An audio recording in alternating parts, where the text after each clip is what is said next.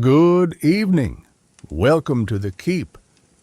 Tonight we will be reading The Second Generation by Algernon Blackwood. Sometimes, in a moment of sharp experience, comes that vivid flash of insight that makes a platitude suddenly seem a revelation. Its full content is abruptly realized. 10 years is a long time, yes, he thought as he walked up the drive to the great Kensington house where she still lived. 10 years, long enough at any rate for her to have married and for her husband to have died. More than that, he had not heard, in the outlandish places where life had cast him in the interval. He wondered whether there had been any children. All manner of thoughts and questions, confused a little, passed across his mind. He was well-to-do now, though probably his entire capital did not amount to her income for a single year. He glanced at the huge, forbidding mansion. Yet that pride was false, which had made of poverty an insuperable obstacle. He saw it now. He had learned values in his long exile, but he was still ridiculously timid. This confusion of thought, of mental images rather, was due to a kind of fear. Since worship ever is akin to awe, he was as nervous as a boy going up for a viva voce, and with the excitement was also that unconquerable sinking, that horrid shrinking sensation that excessive shyness brings. Why in the world had he come? Why had he telegraphed the very day after his arrival in England? Why had he not sent a tentative, tactful letter, feeling his way a little? Very slowly he walked up the drive, feeling that if a reasonable chance of escape presented itself, he would almost take it. But all the windows stared so hard at him that retreat was really impossible now. And though no faces were visible behind the curtains, all had seen him, possibly she herself. His heart beat absurdly at the extravagant suggestion. Yet it was odd. He felt so certain of being seen, and that someone watched him. He reached the wide stone steps that were clean as marble, and shrank from the mark his boots must make upon their spotlessness. In desperation, then, before he could change his mind, he touched the bell. But he did not hear it ring, mercifully. That irrevocable sound must have paralyzed him altogether. If no one came to answer, he might still leave a card in the letter box and slip away. Oh, how utterly he despised himself for such a thought. A man of 30 with such a chicken heart was not fit to protect a child, much less a woman, and he recalled with a little stab of pain that the man she married had been noted for his courage, his determined action, his inflexible firmness in various public situations, head and shoulders above lesser men. What presumption on his own part ever to dream! He remembered, too, with no apparent reason in particular, that this man had a grown-up son already by a former marriage, and still no one came to open that huge contemptuous door with its so menacing, so hostile air. His back was to it as he carelessly twirled his umbrella, but he felt its sneering expression behind him while it looked him up and down. It seemed to push him away. The entire mansion focused its message through that stern portal. Little timid men are not welcomed here. How well he remembered the house. How often in years gone by had he not stood and waited just like this, trembling with delight and anticipation, yet terrified lest the bell should be answered and the great door actually swung wide. Then, as now, he would have run had he dared. He was still afraid. His worship was so deep. But in all these years of exile in wild places, farming, mining, working for the position he had at last attained, her face and the memory of her gracious presence had been his comfort and support, his only consolation, though never his actual joy. There was so little foundation for it all, yet her smile and the words she had spoken to him from time to time in friendly conversation had clung, inspired, kept him going, for he knew them all by heart. And more than once, in foolish, optimistic moods, he had imagined, greatly daring, that she possibly had meant more. He touched the bell a second time. With the point of his umbrella, he meant to go in, carelessly as it were, saying as lightly as might be, "Oh, I'm back in England again, if you haven't quite forgotten my existence." I could not forego the pleasure of saying, "How do you do?" and hearing that you're well, and the rest. Then presently bow himself easily out, into the old loneliness again. But he would at least have seen her. He would have heard her voice and looked into her gentle amber eyes. He would have touched her hand. She might even ask him to come in another day and see her. He had rehearsed it all 100 times, as certain feeble temperament do rehearse such scenes, and he came rather well out of that rehearsal, though always with an aching heart, the old great yearnings unfulfilled. All the way across the Atlantic he had thought about it, though with lessening confidence as the time drew near. The very night of his arrival in London he wrote. Then, tearing up the letter, after sleeping over it, he had telegraphed next morning, asking if she would be in. He signed his surname, such a very common name, alas, but surely she would know. And her reply, "Please call 4.30, struck him as oddly worded, rather. Yet here he was. There was a rattle of the big doorknob, that aggressive, hostile knob that thrust out at him insolently like a fist of bronze. He started, angry with himself for doing so, but the door did not open. He became suddenly conscious of the wilds he had lived in for so long. His clothes were hardly fashionable. His voice probably had a twang in it, and he used tricks of speech that must betray the rough life so recently left. What would she think of him now? He looked much older, too, and how brusque it was to have telegraphed like that. He felt awkward, gauche, tongue-tied, hot and cold by turns. The sentences, so carefully rehearsed, fled beyond recovery. Good heavens! The door was open. It had been open for some minutes. It moved on big hinges noiselessly. He acted automatically, just like an automaton.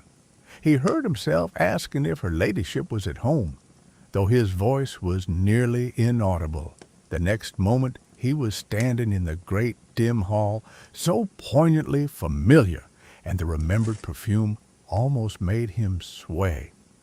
He did not hear the door close, but he knew he was caught. The butler betrayed an instant's surprise, or was it overwrought imagination again, when he gave his name. It seemed to him, though only later, did he grasp the significance of that curious intuition that the man had expected another caller instead. The man took his card respectfully and disappeared. These flunkies, of course, were so marvelously trained. He was too long accustomed to straight question and straight answer. But here, in the old country, privacy was jealously guarded with such careful ritual. And almost immediately the butler returned with his expressionless face again and showed him into the large drawing-room on the ground floor that he knew so well. Tea was on the table. Tea, for one. He felt puzzled. "If you will have tea first, sir, her ladyship will see you afterwards," was what he heard. And though his breath came thickly, he asked the question that forced itself up and out. Before he knew what he was saying, he asked it, "Is she ill?" "Oh, no, her ladyship was quite well, thank you, sir. If you will have tea first, sir, her ladyship will see you afterwards." The horrid formula was repeated word for word. He sank into an armchair and mechanically poured out his own tea. What he felt he did not exactly know. It seemed so unusual, so utterly unexpected, so unnecessary, too. Was it a special attention, or was it merely casual? That it could mean anything else did not occur to him. How was she busy, occupied, not here to give him tea? He could not understand it. It seemed such a farce having tea alone like this. It was like waiting for an audience. It was like a doctor's or a dentist's room. He felt bewildered, ill at ease, cheap. But after 10 years in primitive lands, perhaps London usages had changed in some extraordinary manner. He recalled his first amazement at the motor omnibuses, taxicabs, and electric tubes. All were new. London was otherwise than when he left it. Piccadilly and the Marble Arch themselves had altered, and with his reflection, a shade more confidence stole in. She knew that he was there, and presently she would come in and speak with him, explaining everything by the mere fact of her delicious presence. He was ready for the ordeal. He would see her and drop out again. It was worth all manner of pain, even of mortification. He was in her house, drinking her tea, sitting in a chair she even perhaps used herself. Only he would never dare to say a word or make a sign that might betray his changeless secret. He still felt the boyish worshipper, worshiping in dumbness from a distance, one of a group of many others like himself. Their dreams had faded, his had continued. That was the difference. Memories tore and raced and poured upon him.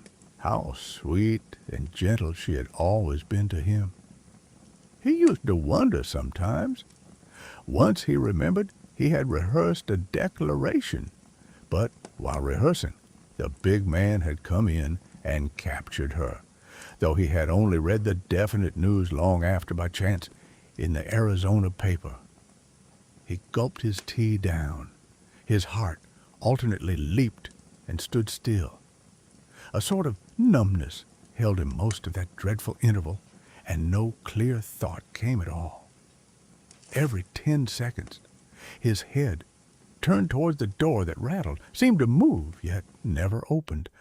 But any moment now it must open, and he would be in her very presence, breathing the same air with her.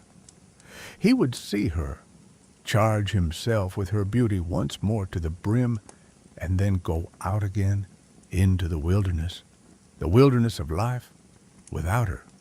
And not for a mere 10 years, but for always. She was so utterly beyond his reach. He felt like a backwoodsman. He was a backwoodsman. For one thing only was he duly prepared. Though he thought about it little enough, she would of course have changed. The photograph he owned, cut from an illustrated paper, was not true now. It might even be a little shock, perhaps. He must remember that. 10 years cannot pass over a woman without... Before he knew it, then, the door was open, and she was advancing quietly towards him across the thick carpet that deadened sound. With both hands outstretched, she came, and with the sweetest welcoming smile upon her parted lips he had seen in any human face. Her eyes were soft with joy. His whole heart leaped within him.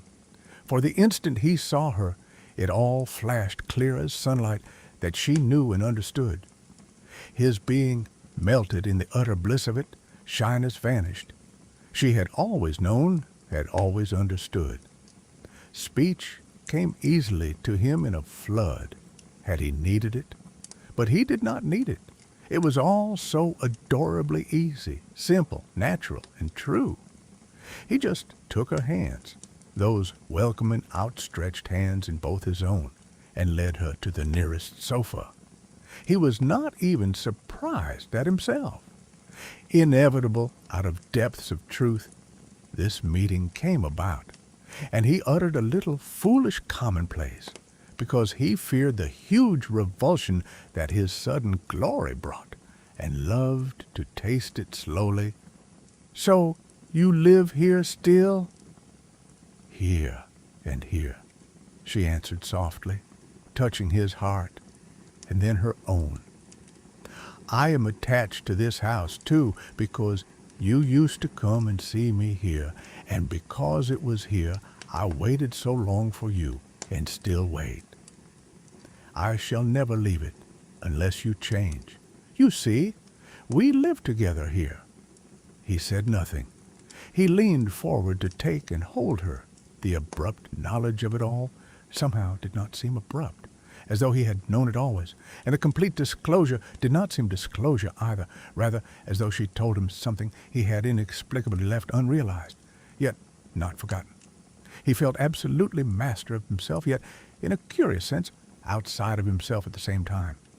His arms were already open when she gently held her hands up to prevent. He heard a faint sound outside the door. "But you are free," he cried, his great passion breaking out and flooding him, yet most oddly well controlled. "And I—" She interrupted him in the softest, quietest whisper he had ever heard. "You're not free, as I am free. Not yet." The sound outside came suddenly closer. It was a step. There was a faint click on the handle of the door. In a flash, then, came the dreadful shock that overwhelmed him. The abrupt realization of the truth that was somehow horrible. That time, all of these years, had left no mark upon her, and that she had not changed. Her face was young as when he saw her last. With it there came cold and darkness into the great room that turned it instantly otherwise. He shivered with cold, but an alien, unaccountable cold. Some great shadow dropped upon the entire earth.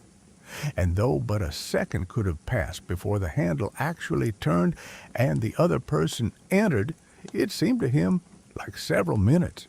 He heard her saying this amazing thing that was question, answer, and forgiveness all in one. This, at least, he divined before the ghastly interruption came. "But, George, if you had only spoken." With ice in his blood, he heard the butler saying that her ladyship would be pleased to see him now if he had finished his tea, and would he be so good as to bring the papers and documents upstairs with him. He had just sufficient control of certain muscles to stand upright and murmur that he would come.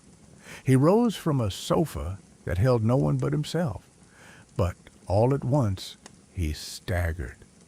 He really did not know exactly then what happened, or how he managed to stammer out the medley of excuses and semi-explanations that battered their way through his brain and issued somehow indefinite words from his lips. Somehow or other he accomplished it. The sudden attack, the faintness, the collapse. He vaguely remembered afterwards, with amazement too, the suavity of the butler as he suggested telephoning for a doctor, and that he just managed to forbid it, refusing the offered glass of brandy as well, and that he contrived to stumble into the taxicab and give his hotel address with a final explanation that he would call another day and bring the papers. It was quite clear that his telegram had been attributed to someone else, someone with papers, perhaps a solicitor or architect. His name was such an ordinary one. There were so many Smiths. It was also clear that she he had come to see and had seen no longer lived here in the flesh. And just as he left the hall, he had the vision, mere fleeting glimpse it was, of a tall, slim, girlish figure on the stairs asking if anything was wrong, and realized vaguely through his atrocious pain that she was, of course, the wife of the son who had inherited the end. I hope you enjoyed tonight's short story. If you're still listening, please like and subscribe, and have a wonderful evening.